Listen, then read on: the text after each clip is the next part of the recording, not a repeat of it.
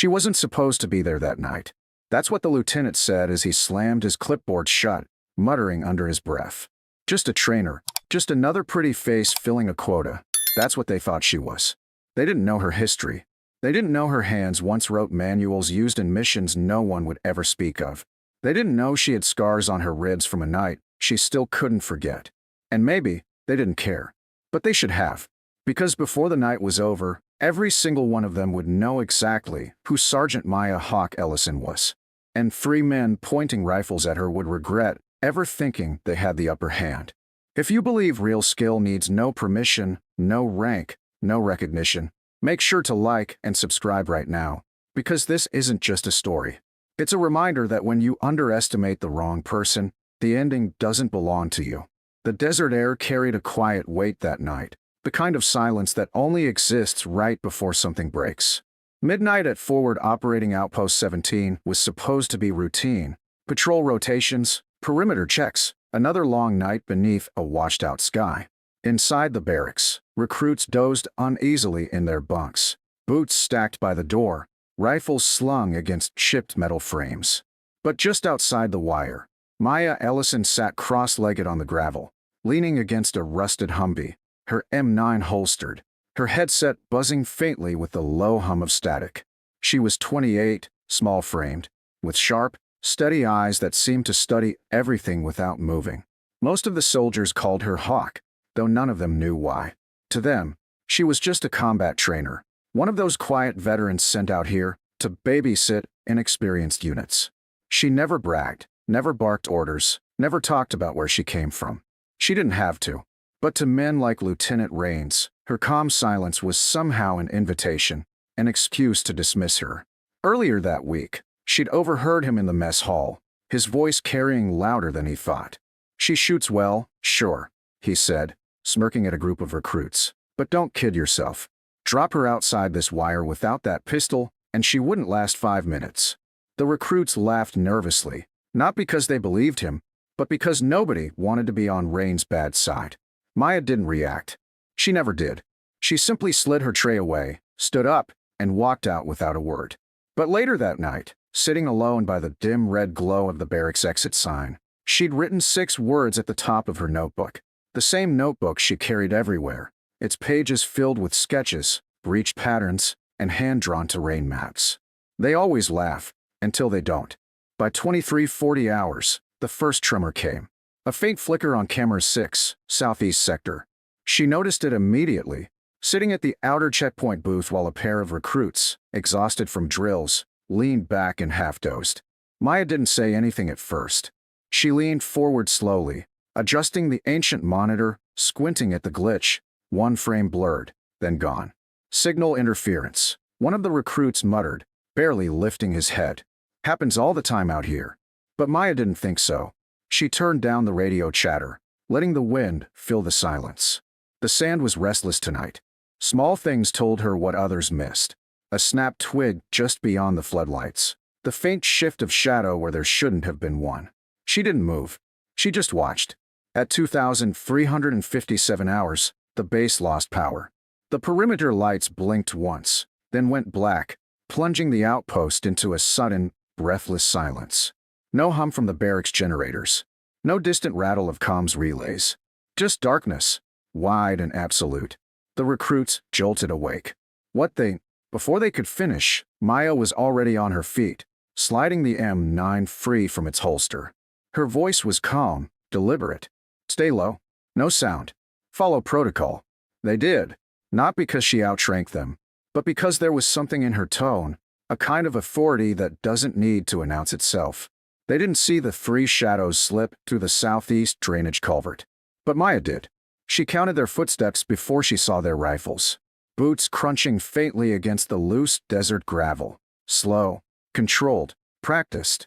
These weren't drifters, and they weren't amateurs. She motioned the recruits behind a supply crate, raising 2 fingers, signaling silence. The night swallowed everything. Their shallow breathing, the distant hum of wind turbines, even the memory of safety. And then it happened. A sharp metallic click, the distinct sound of a rifle safety disengaging, barely 10 yards away. Maya froze. her gaze fixed on the movement at the edge of the shadows. She stepped forward just enough to make herself visible, raising her hands slightly at her sides. Three men stepped into the pale wash of moonlight, dressed in mismatched tactical gear, rifles locked directly on her chest. Their leader, tall, sharp-jawed, spoke in a low rasp, accented but clear. "Drop it." Maya didn't move. His voice hardened. "Drop the M9. Now." The recruits' terrified eyes darted between Maya and the shadows. They wanted to scream, to warn her, to do anything but sit there and watch. But Maya didn't flinch. She looked at the three rifles, then at the men holding them, scanning their posture, their grip, their angles. In 3 seconds, she mapped the terrain in her head. The crate, the spacing between them, the barrel lengths. The one on the right slightly slower, breathing heavier. She noted it all. And then, she lowered the M9. Deliberate. Slow. Controlled. The pistol hit the sand with a muted thud. The leader smirked, relaxing his stance slightly, shifting his weight. To him, the fight was already over. "You think you're fast?" he sneered, stepping closer. "Out here, speed doesn't save you. Rank doesn't save you. Nothing saves you." Maya stayed silent. One of the recruits behind the crate clenched his jaw, whispering under his breath. Why'd she drop it? She just gave up. But the other shook his head, watching her hands, her stance, the way her weight subtly shifted on the balls of her feet. His voice was barely audible. "No, she hasn't." The insurgents didn't know. Lieutenant Raines didn't know. Even the recruits didn't know. But 5 years earlier, Maya Ellison wasn't just a trainer. She was Unit 7, Ghost Division, responsible for extracting hostages from dead zones where no official flag could be raised. She'd trained alongside Tier 1 operators in close-quarters battle techniques designed to neutralize threats faster than the human brain could process. Her file wasn't public because it was never supposed to exist. And tonight, for the first time in years, she felt that version of herself begin to wake up. In the pale moonlight, 3 rifles pointed at her chest. The M9 lay in the dirt. Behind her, 2 terrified recruits waited for orders. Ahead of her, 3 men thought they'd won. They were wrong. Because Sergeant Maya Hawk Ellison didn't need the M9. The M9 needed her. The desert was silent, the kind of silence that makes your pulse louder than your breath. 3 rifles aimed directly at Maya's chest. Each man convinced the night was already his. The faint wind stirred the sand beneath their boots, a whisper of movement that only she seemed to notice. Her M9 lay in the dirt where she'd dropped it, deliberate and controlled. To them, it looked like surrender. To her, it was timing. The leader stepped closer, slow and arrogant, the moonlight catching the curve of his smirk. "You made the right choice," he said, his voice low and mocking. "Smart soldiers live longer." Behind the crate, one recruit swallowed hard, whispering. She gave up. "We're dead." The other kept his eyes locked on Maya, shaking his head almost imperceptibly. "No, she hasn't." The leader gestured with his rifle, motioning for her to step forward. She didn't move. "I said hands up, trainer," he barked, impatient now. "You've got 5 seconds." "Free," Maya said softly. The man froze, thrown off. "What?" She repeated herself, steady and deliberate. "Free." The second insurgent shifted uneasily, gripping his weapon tighter. "2," she continued. And before the leader could respond, she moved. It wasn't hesitation. It wasn't panic. It was precision. Maya pivoted hard on her left heel, sweeping her right leg low. The man closest to her collapsed instantly, his rifle clattering onto the gravel. Before the leader could even process it, she was inside his guard, her hand locking onto his wrist and twisting sharply. His weapon snapped upward just as he squeezed the trigger. The shot cracked into the night sky, harmless. The third man lunged at her, but she was already there, grabbing the fallen insurgent's vest and using it to vault upward, driving her elbow into the attacker's jaw with brutal force. He crumpled without a sound. By the time the leader regained control of his rifle, she had already stripped his sidearm from its holster. Smooth, controlled, effortless. He stared at her, chest rising and falling, and saw her steady hands holding his own weapon aimed directly at his chest. "On the ground," she said quietly. He hesitated, pride fighting instinct. But then he saw her eyes, unshaken, cold, certain. He dropped. Behind the crate, the 2 recruits stared wide-eyed, neither daring to speak. It had taken less than 4 seconds. What just happened? One whispered, his voice trembling. The other exhaled slowly, still stunned. She happened. Maya retrieved her M9 from the sand, brushing it off with practiced ease. She didn't look at the men she'd dropped. She didn't need to. They were no longer a threat. The radio on her vest sputtered faintly, static cutting through the silence. Then a strained voice came through. "Checkpoint Delta, status report. Ellison, do you copy?" She lifted the mic calmly, her gaze fixed on the restrained insurgents. "Perimeter breach neutralized," she said evenly. "Free detained. Requesting pickup." There was a pause. Then the voice returned, quieter now. "Copy that, Hawk. Stand by." The recruits glanced at each other at the sound of the name. Hawk, a name they'd heard whispered but never explained. A name they now understood meant something very different. When the quick response unit arrived minutes later, they found 3 armed intruders face down in the dirt, wrists bound, rifles kicked far out of reach. The responding team stared at the scene, exchanging looks like they'd stumbled into something they couldn't explain. Lieutenant Rains came running with them, breath heavy, his boots grinding against the sand. He looked from Maya to the restrained men, then at the 2 pale-faced recruits. What the hell happened here?" he demanded. One of the recruits turned to him, his voice cracking. "They forced her to drop the M9. He hesitated, shaking his head slowly, as if he still didn't believe it himself. "And she didn't even need it." Rains blinked, confused. "Didn't need it? How?" The recruit didn't answer. He just pointed at the 3 unconscious men on the ground. Rains turned to Maya, searching for something to say, but she didn't look back. She was checking the bindings, movements clean and efficient, like she'd done this 100 times before. And suddenly, he remembered his own words from the mess hall. Drop her outside the wire without a pistol, and she wouldn't last 5 minutes. Now he knew the truth. She didn't last 5 minutes. She didn't need 5 seconds. The insurgents lay silent on the ground. One groaned faintly, clutching his jaw. The leader kept his eyes low, the smirk long gone, his pride shattered. And for the first time all night, the silence wasn't hers. It was theirs. The desert still hadn't found its voice. The quick response unit spread out, boots crunching against the gravel, rifles raised and ready, but they weren't needed. The fight was over long before they got there. 3 intruders lay bound in the sand, silent now except for a faint groan from the one whose jaw still bled in the pale moonlight. The recruits stood frozen behind a crate, eyes wide, hands trembling, still trying to understand what they'd just witnessed. And Maya Ellison stood at the center of it all, calm, breathing steady, sliding her M9 back into its holster like it had never left her hand. Lieutenant Rains pushed through the arriving team, his face pale, his boots stopping just short of her.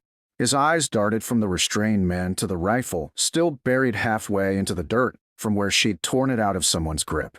For a moment, he said nothing, his pride struggling to find words that didn't exist. Finally, he cleared his throat. "Ellison, what the hell was that?" Maya glanced at him briefly, her expression unreadable, then returned to double-checking the zip ties on the leader's wrists. "Free detainees," she said evenly. "Neutralized perimeter breach. Secured the area." "That's not what I'm asking," Rains said, his voice rising despite himself. "I saw the camera feed cut out, then power dies, and 10 minutes later you're standing here with 3 men down and not a scratch on you." Maya stood, brushing the sand from her knees, her voice quiet but sharp. "Then you've got your answer, Lieutenant." The recruits exchanged a look, unsure if they should speak. Finally, the younger one took a hesitant step forward, his voice soft and uncertain. "Ma'am, who are you?" Maya paused, meeting his gaze for just a moment. There was no pride in her tone, no arrogance in the way she answered. Only fact. "I'm someone who's been here before," she said quietly. The name Hawk carried weight now, but the recruits didn't know the half of it. Rains, though, he knew enough to recognize the pieces falling into place. Minutes later, as the captured insurgents were loaded onto the transport vehicle, the QRF sergeant approached Rains, his brow furrowed as he flipped through a secure data file on his tablet. "Sir," the sergeant said, keeping his voice low, "you didn't tell me Hawk was her." Rains frowned. "Her who?" The sergeant hesitated, then turned the screen toward him. There, under heavy clearance markings, was a file stripped bare of most details. Name, Ellison Maya S. Status, restricted. Assignments. Ghost Division, Unit 7. Clearance. Tier 1. Rains felt his throat tighten as the realization sank in. He'd spent weeks calling her just a trainer. He'd mocked her behind her back. And all this time, standing in his outpost, teaching recruits how to hold a rifle, was someone who had trained men like him how to survive. He looked up at her, standing off to the side near the Humvee, quiet, arms crossed, eyes distant as if she'd already moved past the night entirely. For the first time, he understood why the officers whispered her name like it carried weight. Why the nickname Hawk wasn't a joke, it was a warning. The recruits finally broke their silence as they walked past her, still whispering between themselves. She didn't even fire the M9. She didn't need it. For seconds, Maya heard them but didn't turn. She didn't correct them, didn't explain. She'd never cared about recognition, and tonight hadn't changed that. As the transport pulled away, carrying the subdued intruders into the darkness, Rains approached her slowly. He opened his mouth to speak, but stopped. For once, he didn't have anything clever to say. "You should get some rest," Maya said softly, almost without looking at him. Rains hesitated, then nodded. "Yeah." He started to turn away but stopped, his voice dropping lower. "I was wrong about you." Maya finally looked at him, her expression unreadable, and after a pause, she answered in the same steady tone she'd used all night. "You weren't wrong, Lieutenant." She holstered the M9 fully and walked past him. "You just didn't know." Back in the barracks, the recruits lay in silence, the weight of the night pressing down on them. Word was already spreading through the outpost, whispered from bunk to bunk. "Did you hear about Hawk? Free rifles on her." For seconds, and somewhere, tucked away in a classified database miles away, a single entry was quietly updated under a secure timestamp. Engagement, successful. Hawk active. She hadn't wanted to be known. She hadn't wanted anyone here to remember who she used to be. But that night, under the thin desert moon, with free rifles pointed at her chest and an M9 at her feet, there was no hiding anymore. They forced her to drop the M9. They thought they'd won, but they never understood the truth. It was never the weapon. It was her.